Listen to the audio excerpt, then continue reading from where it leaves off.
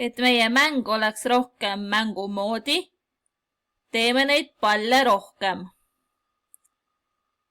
Seda on lihtne teha Sprite'i paljundades.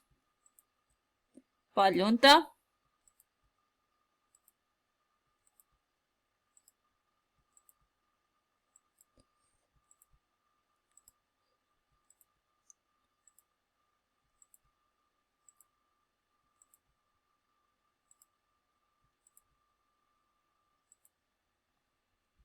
Ja paigutame need pallid laiali.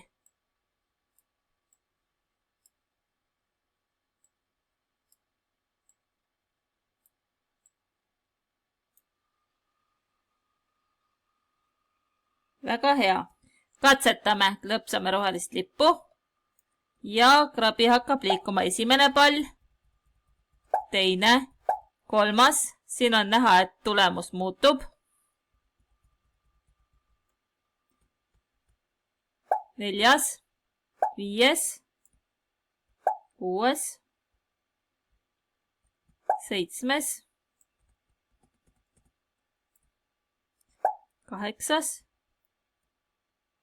9. ja 10. Tulemus on 10. Sprite'i paljundamine on huvitav seetõttu, et paljundates tuleb kaasa ka selle Sprite'i skript.